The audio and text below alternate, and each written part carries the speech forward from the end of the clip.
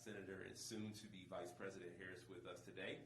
And I will pass it back over to you because I know you want to take some questions before you get out of here. Oh, we're all set. Thank you, Paul. Thank you, Paul. We're all set. Thank you. Senator, why did you take Thank you, Wisconsin Paul. as your first state? We're going to head out the same way we came. I once Thank you. lived in Wisconsin. Do you know that? I did, yes. Thank you, guys. So why did you take our state first? Wisconsin is part of my story. The fuck is wrong with this bitch? You always take questions after a press conference. Jesus Christ. No, it ain't the worst thing to ever happen, so... I like how they called her the soon-to-be vice president.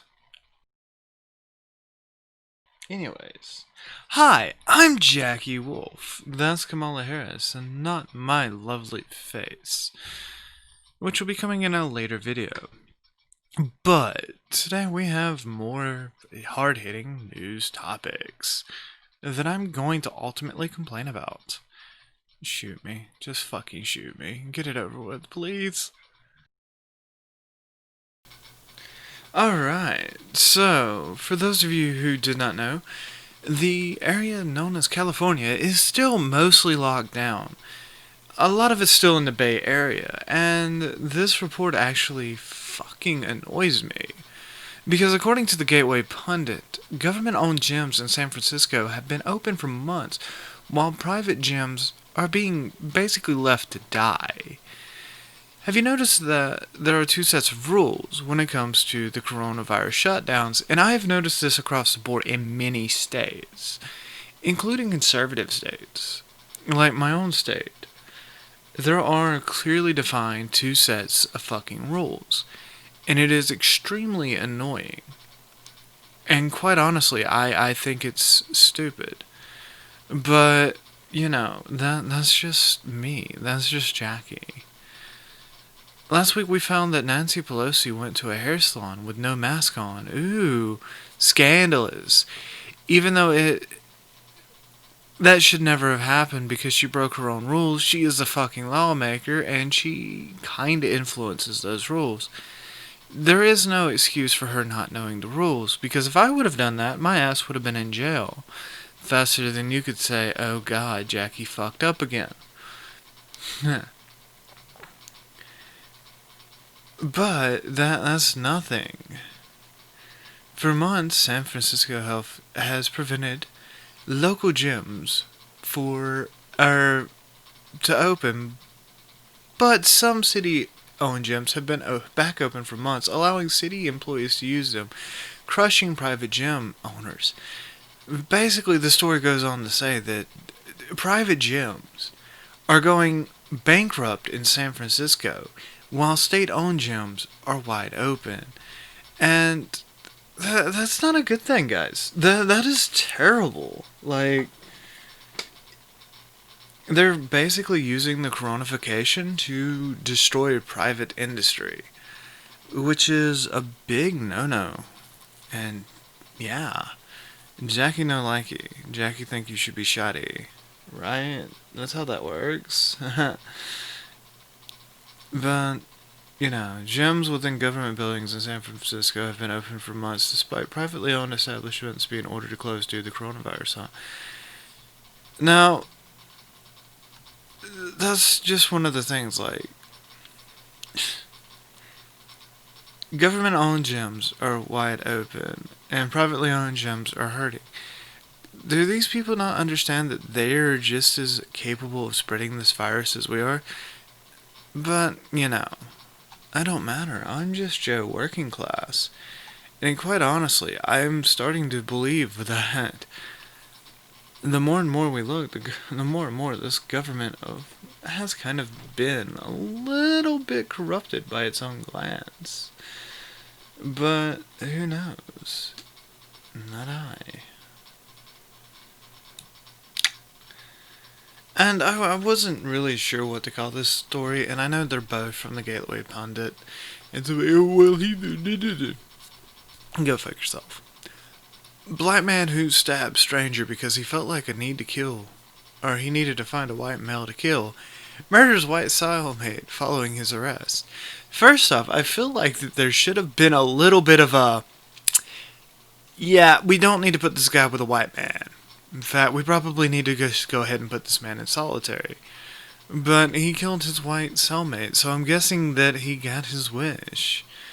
The Georgia man arrested for stabbing a stranger last night, claiming he felt like he needed to find a white man to kill after watching videos of police brutality, has murdered the white cellmate he was placed with following his arrest.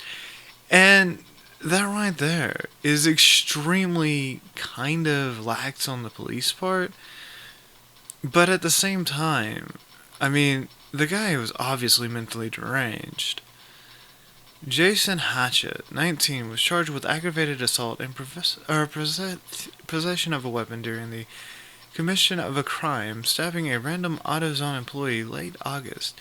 Following his arrest, he was placed in the Muskogee County Jail with Mr. Eddie Nelson Jr., I'm assuming. If convicted for the initial stabbing, Hatchett would have been one of the first people sentenced under a new Georgia hate crime bill. Ooh, that's Javon, you're a racist? Oh my god, dude. Somebody actually admits that black people could be racist in the news? The fuck's wrong with these people? On Sunday, Hatchett murdered his white cellmate at the county jail, 39-year-old Eddie Nelson Jr. Well, I guess he got his wish. He got to kill a white guy. Although, I really think that was kind of stupid, man. Honestly. At the end of the day, all that's difference between me and a black guy is skin color, right? Hatchett's initial crime was one of 2 hate crimes against white men inspired by Black Lives Matter on the same day, both ignored by the national media. Well, yeah, because that doesn't fit the narrative that the media is trying to spin, right?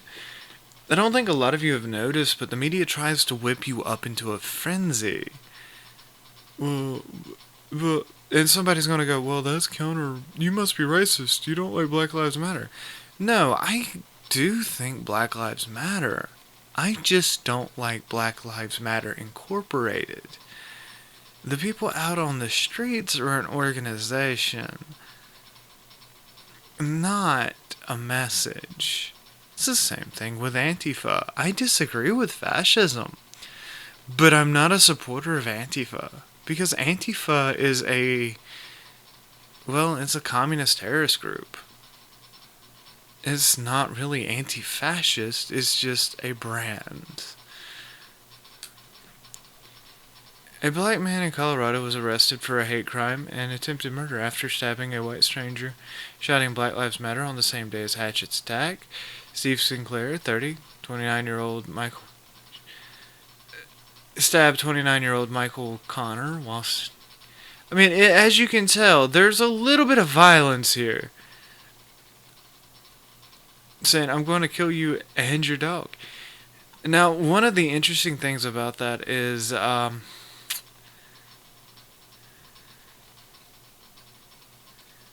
wow, that's just bad, dude. Michael Connor has a GoFundMe. They're probably... That's just bong, man. That's terrible.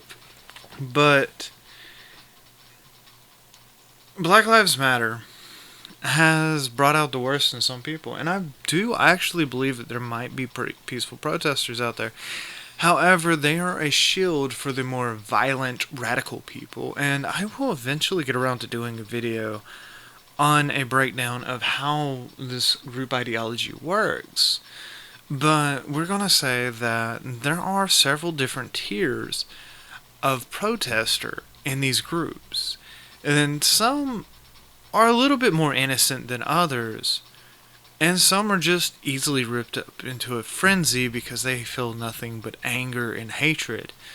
But they don't have a outlet towards what they need to be putting it to. But that's just how it goes, right? Black activists more. Oh god.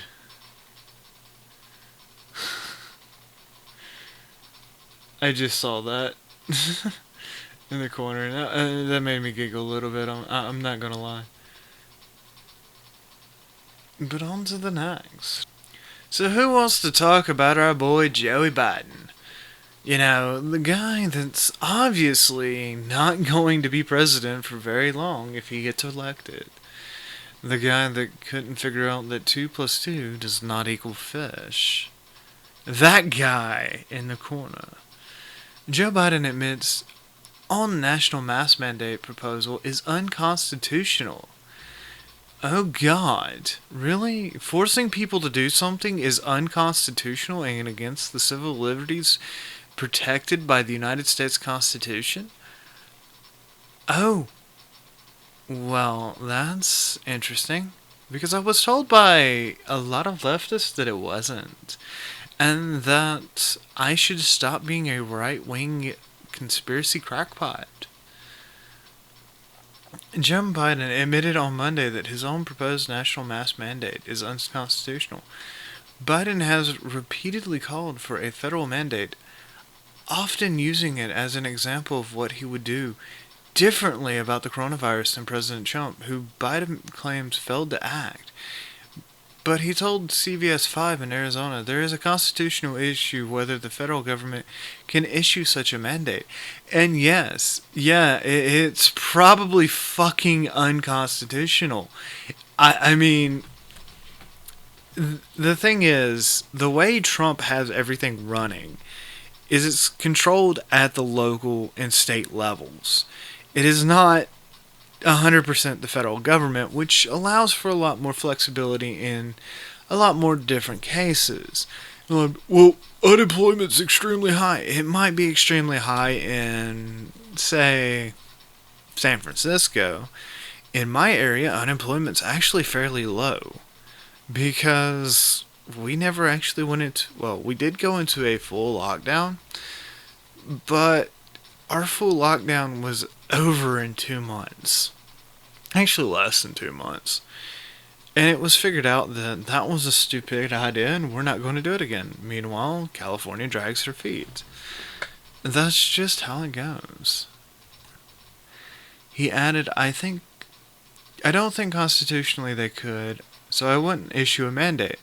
Well, if it isn't like 100-degree flip-flop Joe making a fucking reversal for yet the upteenth time. On Wednesday, he denied ever calling a mandate and claimed that he was a constitutionalist. Oh, really? You're a constitutionalist now? But you were all for the Green New Deal, taking away my guns, and, well, a lot of things that would be kind of against the Constitution. He said he would ask governors, mayors, city executives, anyone in authority to impose one. Yeah, pretty much what happened under Trump. I'm a constitutionalist, Biden declared. You can't do things the Constitution does not allow you to, power to. But you've already said that you was. During the Democratic National Campaign, Biden explicitly called for a national mask mandate. We have a national mandate to wear a mask. Biden even linked wearing a mask to being patriotic. Except it's not. Sorry. The week prior, Biden called for mask wearing while Americans are outside. Let's institute a mandate nationwide, he said. Every single American should be wearing a mask when they are outside for the next 3 months at a minimum. He did not say exempt any age group. Biden said such a rule has nothing to do with rights, but as your responsibility as an American. Well, I hate to say this to you, Biden. Those laws kind of infringe upon rights. You see, the federal government is not set up in such a way that you can control the American people, and in fact, a lot of us are restless and a little bit angry. You have no idea. So, yeah. I do love the fact that you're flip-flopping all over the place, which already shows that you're not a stable candidate to be behind. And it's kind of funny to me, honestly. It's extremely funny to me. I condemned it across the board. The president still hasn't condemned. the far-right folks coming out and protesting and using violence. Do you condemn Antifa? Yes, I do. Absolutely. Violence, no matter who it is. The former vice. You know, that's one of those things, like, I feel like this needs to be said over and over and over again. Did you notice how hurried he was? How idiotic that was? And yet, well, Trump's never condemned any right-wing violence. Trump has condemned right-wing violence, left-wing violence, so much since he's been in office. So much since he's been in office that it's not even funny anymore. I mean, it's a terrible thing to say, but it's true. I mean, it's one of those things that, for whatever reason, I was not prepared for this part of the video.